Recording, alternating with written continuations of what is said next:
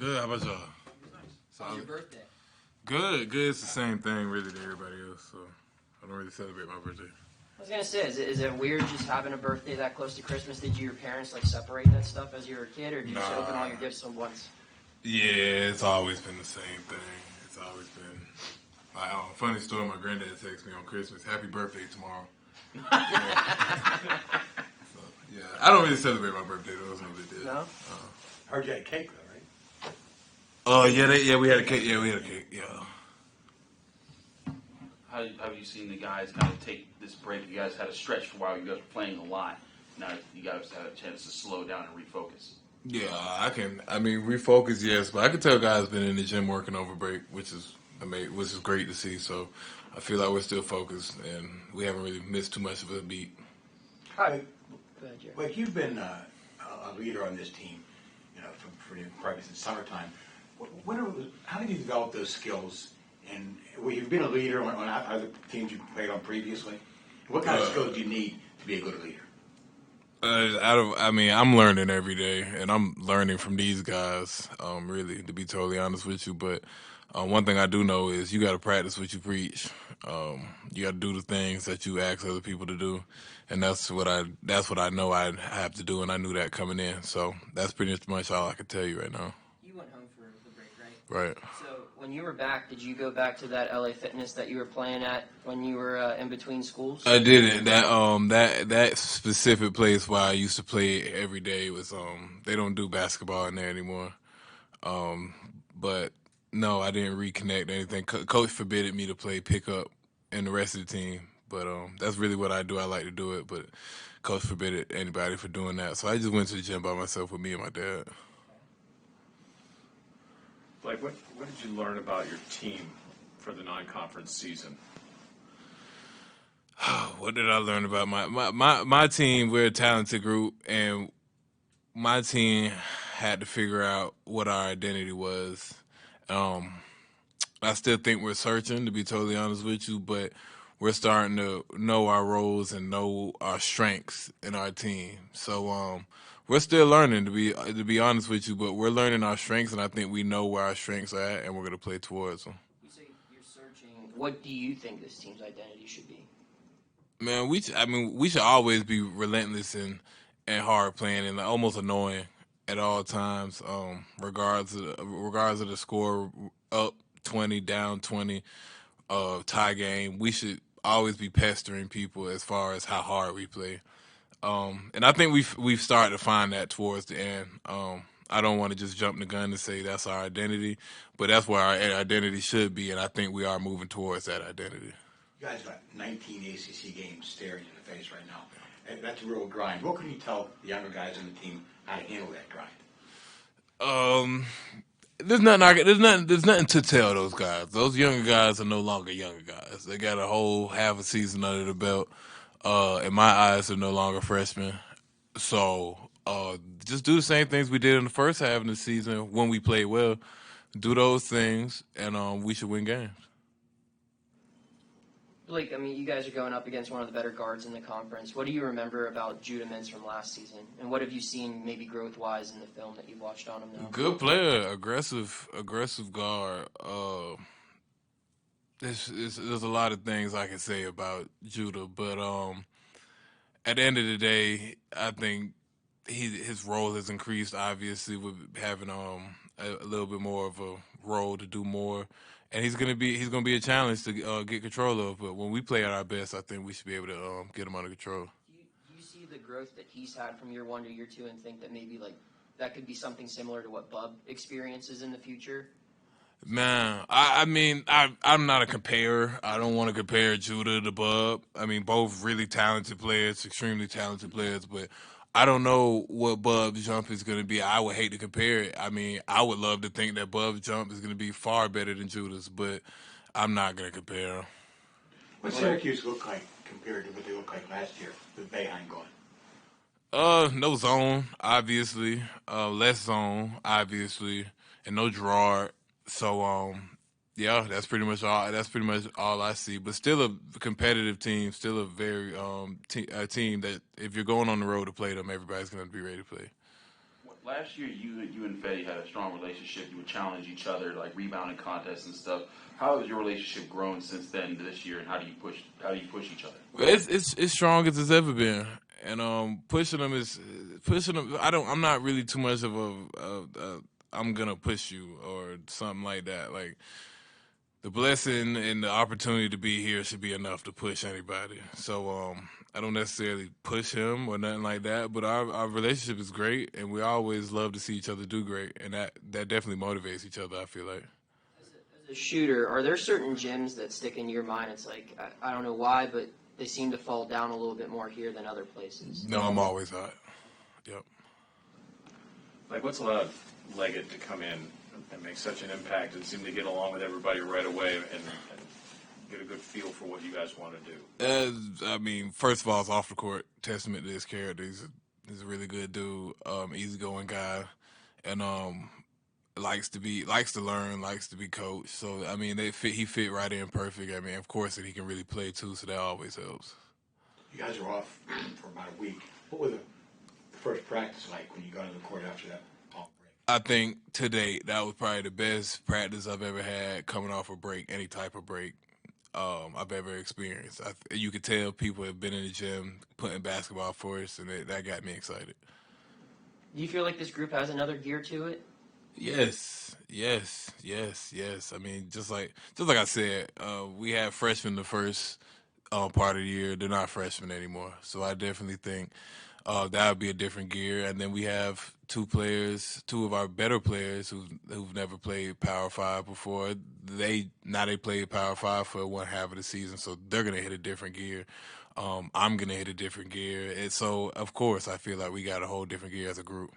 You talked about how they're not freshmen anymore. Are there any specific instances, maybe in a practice or a game, where you could see that growth for Bub or Jalen? Yeah.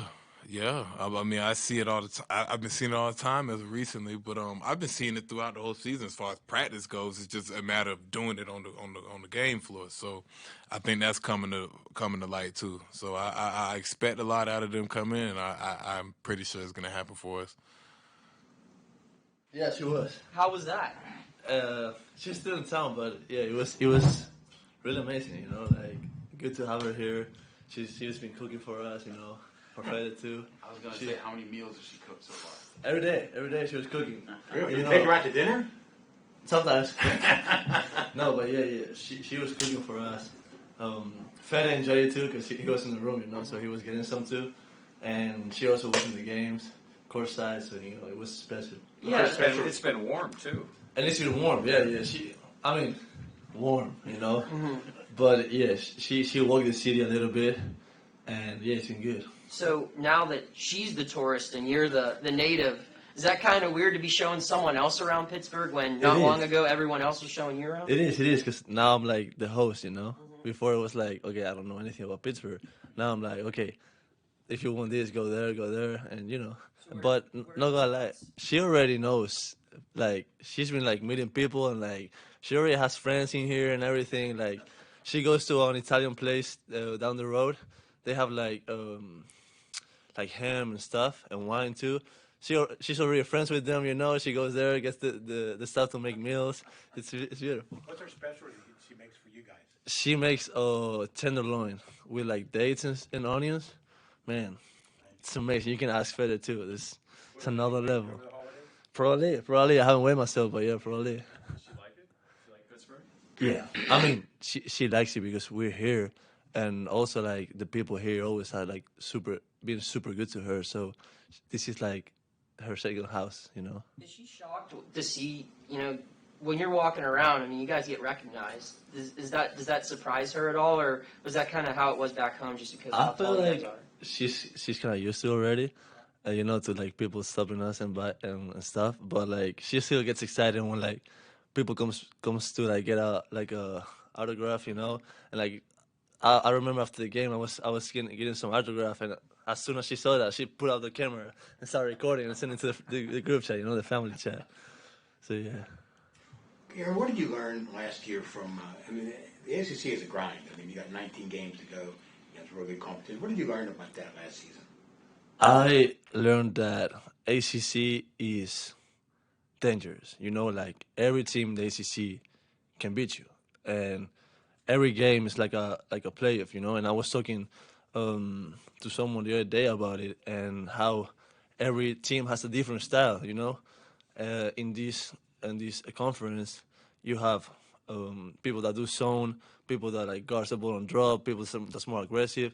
So it's really hard because every team is a different team, and every team is really good. Especially this year, I feel like ACC has a really good level, and you can see that anyone can beat anyone. So you gotta be always 100% prepared to win. What do you remember about playing in Syracuse last year? I mean, that was a crazy game. I believe, was it you or your brother who played a lot down the stretch? That was your brother, right? I think I didn't play at all. Like You didn't play. yeah, I didn't play at all. Came My in and my had to play brother. because Fetty got in foul trouble, right? Yeah, and he did some really nice plays. I remember the step and Yeah. stuff. I remember we dominated at the beginning, and then at the end we kind of slipped through, and they start coming back. They start coming back, and it was a tight game at the end. And I feel like that was one of the wins that really like tied us together, because it was like a fight at the end. And when we won, I remember my brother was even crying, of all the pressure you got there. And I think that was one of the beautiful wins of that year. Geoff, what Jerry was saying, now that you've been through it a season, what have you learned to prepare you better for what you're going to face? Um, I feel like studying the other team a lot, and last year, like I would go through personnel, and I'll go through some clips, but more than just going, really understanding, and like understanding not only who they are, but like how can you attack them, how can you defend them, and especially to always be ready and always be like 100% like focused. Their big guy, you got to look at him last year when he was at Florida Yeah. State. What do you remember from those matchups, and what do you see from him on film? I do remember that he didn't play that much against us when he was with Florida. I know that now he's getting more minutes, and he's a really tall guy, so it's when he gets close to the rim, it's dangerous because you can just throw it up and he'll catch it. So we're gonna have to do a really good job of like stopping the ball far away from the rim, so those low passes are not that easy to make, and they have really good guards. And again, I feel like our guards are gonna have a tough matchup. Like they're gonna have to guard and stay in front of the ball, and us as bigs, we're gonna have to help them in the ball screens stuff. What did you work on during the break? The break. What did you work on? Just like if you spent any time in the gym, like what did you like want to focus on? So I went to Boston with my mom on the break, but when we was here, it was kind of like okay, we had the last game, and after the last game was more to get back to us, get back because when we have so many games in a row, you have to prepare for this team and then prepare for another, and you kind of have time to just work on yourself as a team. So during the break, it was more like getting back to our fundamentals, getting back to work our offense, and like getting back a little bit to us and working on ourselves. Guillermo, as post players, do you feel like you gained some momentum or gained some confidence over the last couple of games heading in? You started as a group playing better heading into Syracuse? Definitely, I feel like especially the last games, as the big guys, we did a good job on defense. So that can you like it gets your confidence up, and then I also think in offense, we find more the ball. Like they throw us the ball more to us. So that again gets you going on, going on, going on, and gets your confidence up, and then we're able to affect the game everywhere. You're obviously very close with Fetty. Mm-hmm. Was it weird at all when you moved into his spot in the starting lineup? And how do you, as his teammate and his friend, kind of support him when he's going through something? When he probably did the same for you last year when you were kind of. I think it wasn't weird at all because like we're so close, like we live together, we're like brothers. So it's like I know 100% that he's super happy about for me to like step it up, and I also know that for him it's like a little push that okay, I have to go harder. And now he's going harder, and he's gonna like keep going harder until he beats me again and gets my spot. And then I'm gonna have to go harder, and that way we keep pushing each other like we've been doing. Like I don't think it was weird at all. I think again like he's happy about it. I mean happy, yeah. But we're still as close as we was before, and like I know he's gonna keep pushing and keep battling against me. until he gets it back, and I hope we will both get better with that, Blake told us that he said that this last practice felt real special, at least as far as what everyone getting back together. It was obvious everyone's been working on things. What did you see with practice that might have stood out to you? It was good, it was good to to get back to the guys, and I feel like everyone enjoyed the break, and everyone came back with like a lot of energy and like a lot of like happiness, and practice was like fun. We did really, really good jobs, especially like yesterday, because yesterday we working ourselves again and we did our motions and stuff, and I feel like everyone looked good, everyone was like feeling it, and today we did more Syracuse, but again like the energy was really good, everyone was like doing 100%, enjoying it, you can feel it, and it was really good. Guillermo, if you and Jorge and Fetty all have good games, is your mom gonna have to stay? I know someone told her that if she couldn't like work from here, like work remotely, so she can come to more games, because we all play good when she's here. Three of you live together? Yeah, same apartment. Yeah. You, Fetty, and your brother?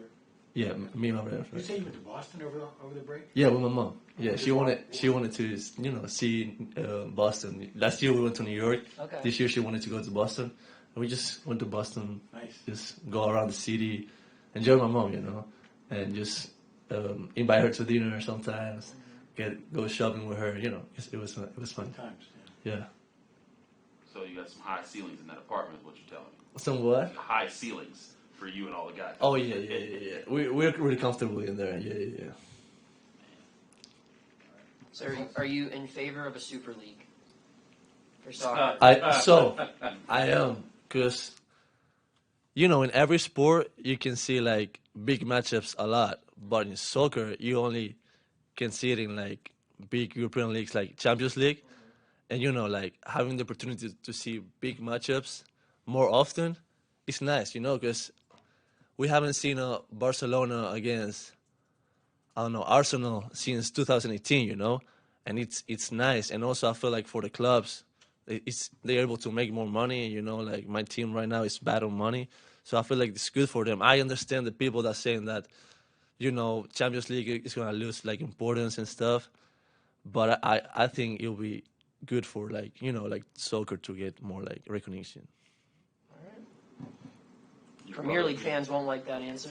Who? I said Premier League people won't like that answer. I feel like they will, because the big fans of the big clubs. Oh, yeah, but like the of smaller course. ones are. Yeah, of course, but I feel like there's gotta be an option where there's little clubs that also can earn a spot there, and it's gonna be really good for them, because now you're playing against big teams and you're getting a lot of money. So even for the little clubs, if you make it there, it's like an injection of money, So it should be good for them too. So they just gotta work a way to make everyone happy. So you need relegation for the Super League then. Yes, there's gotta be a way to like make everyone happy, I wonder what the hell you guys are talking about. What? Just solved The Pirates' European problem. soccer realignment and Yeah. college athletics reassignment. Yeah, all in one. All in Right one. here. That's beautiful. I love it. All right. Hey guys, Thanks. thank you. You're the